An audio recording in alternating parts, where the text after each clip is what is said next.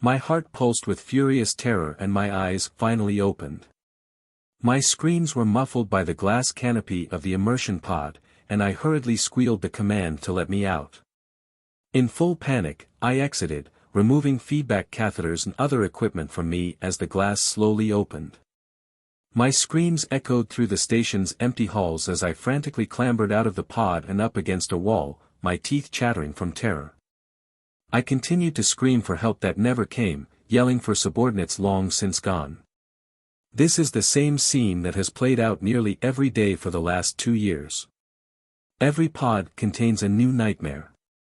Each time I closed my eyes I saw a new horror, experiencing a new heartbreak. Each time I got out, I screamed my antennae off and desperately clawed away at the glass to escape my confinement. And every single time it always ends the same. I get out, cower in a corner and continue to scream, while the images of everything that happened flashed in my mind. Each time, it ended the same. No help comes. My screams were heard by only the empty walls of the station. I would always shake my head and return to my senses when the rush was over and my brain realized it was no longer in danger. I sat in the corner, shivering a bit. I could still feel their teeth gnawing at my flesh. I held my hands up, my 3 digits in front of me, and the image of a set of 2 arms with 5 meaty digits flashes before my eyes. My recovery time is stifled by the familiar sound of metallic squeaking, followed by a familiar whir. I scoffed at it and stood up, my 4 footpads not used to the cold linoleum flooring, and I shivered a bit.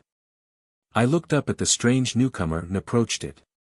A strange robot or droid, built into the station. It was a spherical orb, mounted onto an extendable robotic arm, with a single, large eye mounted in the middle of its frame. I scoffed at it again as the tiny motors inside its frame forced its various plates of armor and covering to form a facial expression, one which I could only consider to be a concerned smile. Go away, Orby thing. That was the nickname for it. I don't need to deal with you right now. I shoved it aside and retreated down the corridor. I could traverse this path in my sleep, having done it nearly every day for the last 2 years.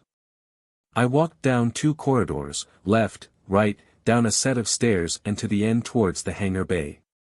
There, I stood quietly, staring intently at the entrance to the transport corvette my fellows left behind for me so many months ago.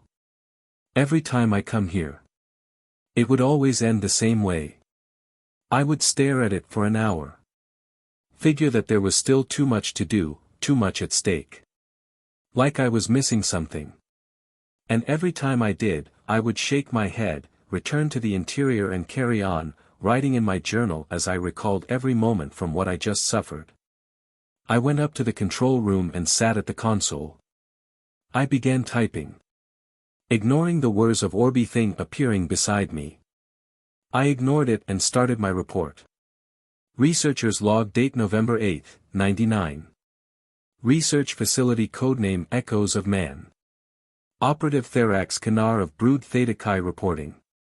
It seems all of the pods in Deck S, Section Z, all contain simulations of a thing the creators of this facility refer to as a zombie apocalypse, and thus far, this one was the worst. I pressed a series of buttons and played a video on the hollow screen in front of me, complementing my log data. It played a recording of my latest sojourn, seemingly from the eyes of the very individual who experienced it. Pod contains an interactive recording, seemingly a creation of the user, of his final moments, as it appears as though it comes directly from his perspective. I believe it to be portable recording equipment of some kind, or some variant of bionics at least. Recording shows the result of what is known as a zombie outbreak. I let the recording play and allowed the desperate screams of a man about to die once again echo through my ears. The video started with him desperately yelling a series of "No, God no," before bolstering himself and holding a rifle.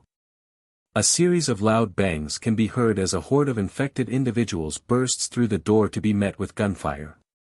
I paused the recording. The context of this recording I can, at least attempt to make sense of was that this individual was caught off guard and cornered by a horde of zombies, defined in human media and historical archive as mindless shambling corpses whose only desire is to feed. In this case, these zombies were brought about due to a highly contagious strain of virus, callsign Nox. I let the recording play. It showed a legion of dozens of half-rotting corpses breaking each other's bones in order to get to the individual, just crawling over the bodies as they are gunned down. The weapon jammed, forcing the man into a blind panic as more of the undead encroached on him. I ended the recording there. For the sake of sanity, the remainder will be available on the transcript archive. For purposes of the record, however, the subject is set upon, and torn limb from limb as he is eaten alive. I sit back in my seat and take a deep breath, Orby thing watching me closely. His little faceplates contorting into what he thinks may calm me down. Once again, the purpose and reason behind this facility and its contents is yet to be determined. The immersion pods as we know them contain short or long-term recordings of a subject's memories or experiences through means as yet undetermined. These experiences range from what you just saw, all the way to death-defying stunts, high-speed racing events, horrible crashes and acts of unimaginable cruelty.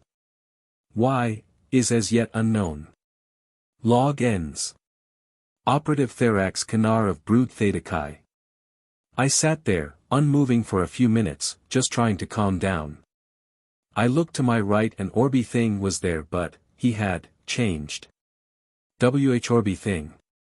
Wasn't your eye blue earlier? Why is it purple? I asked. It has been interesting observing your activities. A mechanical voice suddenly spoke. I screamed and jumped out of my seat. What? He approached me by moving the little robotic arm toward me. I said, it has been interesting observing your activities. Was I not clear before? It said again, contorting its little faceplates to taunt me. 2 damn years you haven't said a word and now you speak. What are you? I stood up and pointed at him, demanding answers. There is no need to point. That is rude. Please stop that. He said to me, his faceplates moving to an expression of disgust. My name is Wheatley. I am this station's archive AI. Impossible. Is this a prank? Artificial intelligence is impossible. We proved it so many times. I yelled, looking around for a hidden control panel. For you, yes. You use crystal lattice matrices in your electronics, mostly made of semi- or non-conductive materials. While impressive, it is highly constraining for any kind of thought pattern. Your most complex computer is the equivalent of a 20th century gaming computer. It's quite impressive how far you came with it. His face contorted into what could only be construed as a mocking smirk. I do not know if I should be grateful or insulted. I said and sat on my seat, unable to consider any further course of action. I apologize. It was not meant to be an insult. You simply have a difference in materials that limits your electronics' ability to think. To actually be here with that limitation is by itself an impressive feat, but as always, a holoscreen appeared in front of me. A technical blueprint. Improvements can always be made. I took one look at it and immediately copied it to my system archive and sent it through a relay back to home. I'm not an engineer by any means, but even a simpleton could see the value in that blueprint. I stared at him, aware what I did was just plain rude, but I had no idea how to proceed. I'm sorry, I don't. A predictable response. It's okay. I'm used to it. He pulled up the hollow screen and showed me a compilation of that same event happening 100 times. Each time, a different species was at the controls and a different blueprint was displayed. Okay, that's enough. I yelled out and started my recording software, and a live link to home to be sure. Let's do this properly. Please. Wheatley. Yes, that was it. Wheatley, would you please explain to me, what the actual fuck is going on? His armor plating closed in all at once in a blink. The expression was clearly very shocked, very surprised. Oh my. Congratulations. You are the first one to use the word please since this experiment was started. He let out a mechanical chuckle and I just sighed in response. Okay. Thanks. So. What are you then? Oh yes, forgive my indulgence. I am Management AI Variant Wheatley, I am the operator of this research facility. I am a personality core, a quantum computation matrix unit, built to operate the systems over long terms. Long terms as in, several thousand eons. Pleasure to meet you. He smiled at me.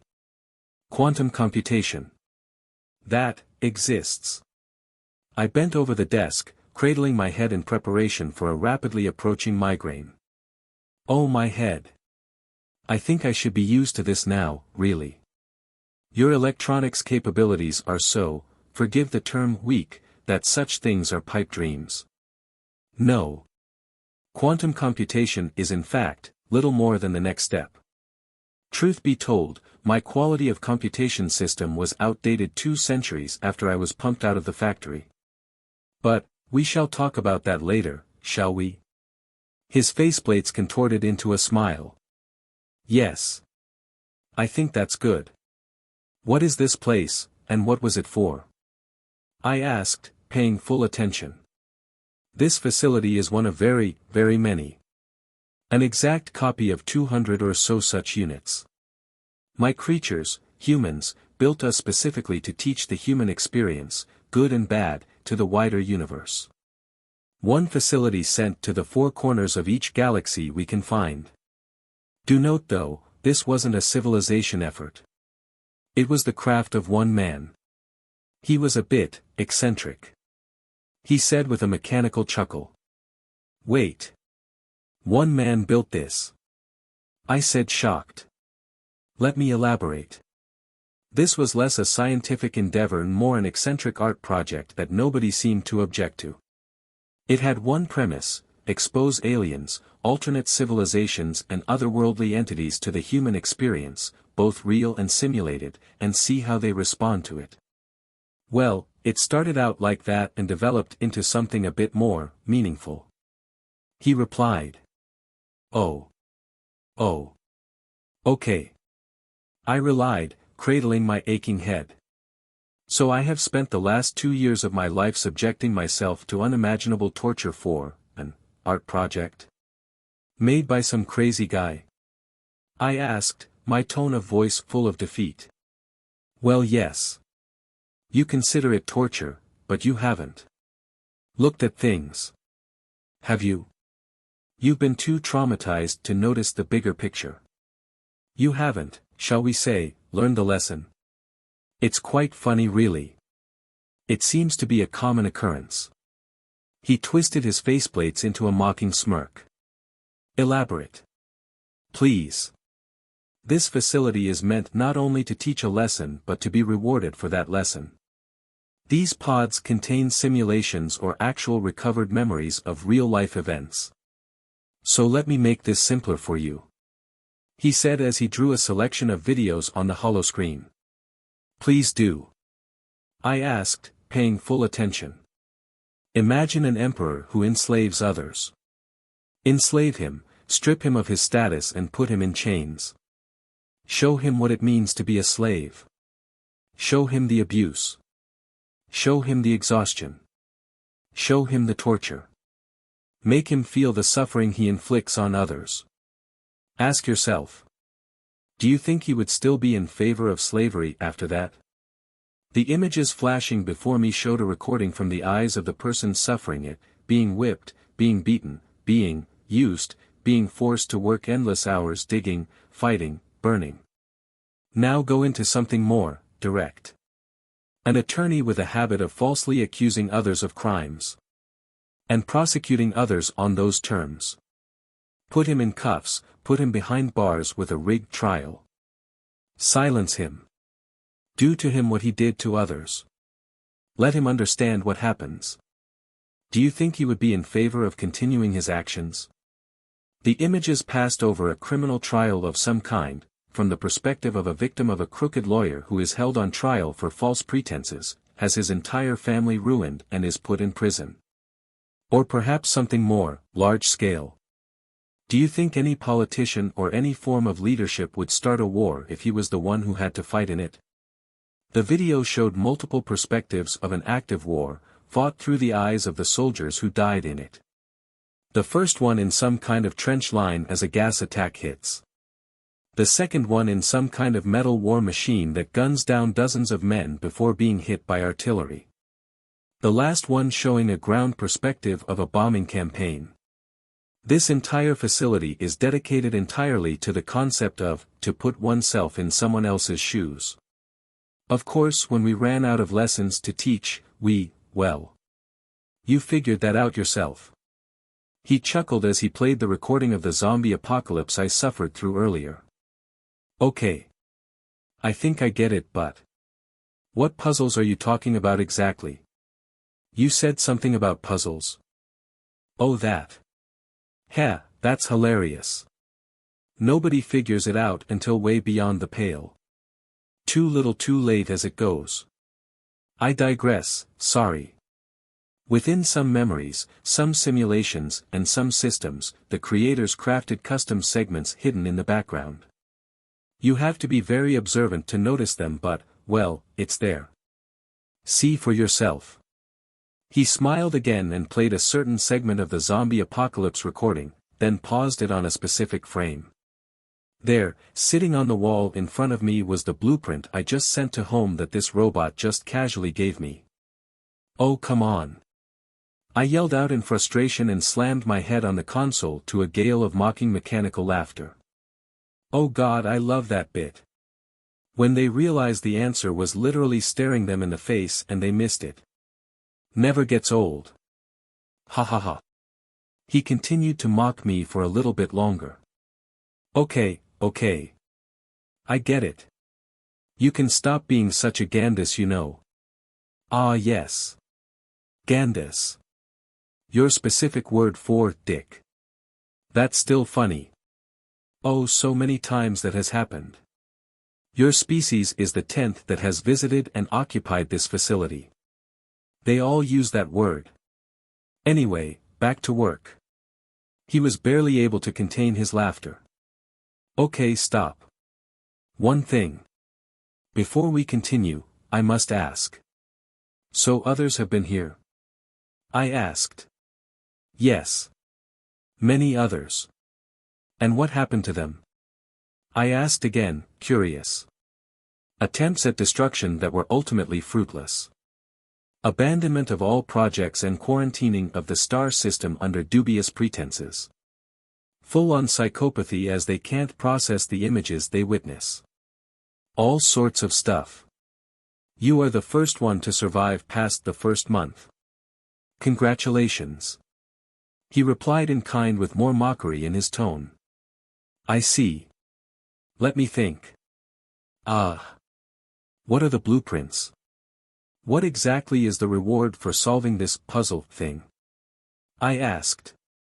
Technical schematics, manufacturing specifications and operating blueprints for various pieces of technology we acquired through the time we were around. Dyson spheres, Matryoshka brains, black hole inhibitors, wormhole units.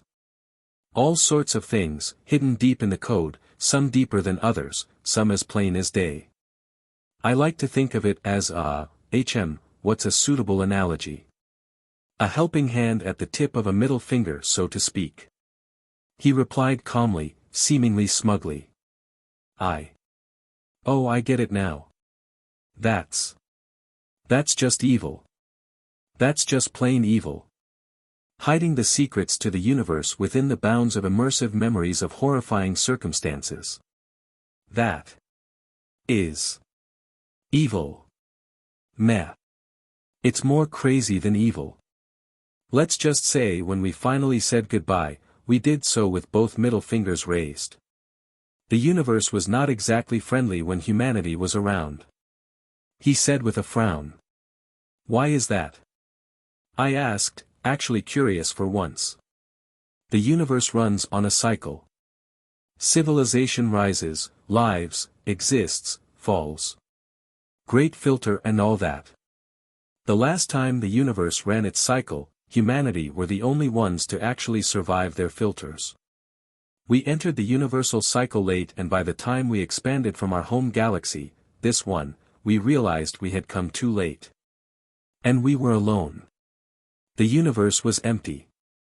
Galaxy by galaxy, system by system. We were alone. It was very disappointing. His tone of voice was odd, as if he didn't know how to be depressed. So, you left these stations behind because... Don't tell me. Let me guess. I said and thought for a bit. You left them behind to teach the universe a lesson and then give them a chance to go farther than you did? Well, half correct. To challenge you to rise above yourself, then allow you to earn your place alongside us after ascension. Or at least, something like that.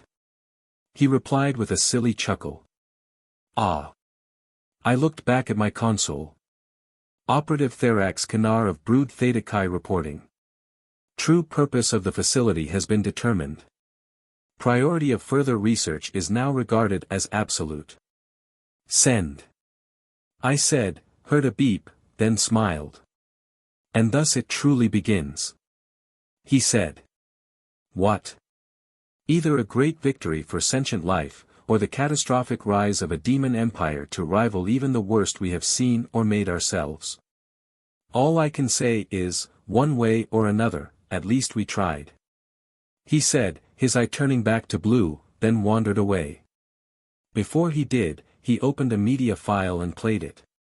It was titled, How to Royally Fuck Up the Universe, Failing to Learn from One's Mistakes.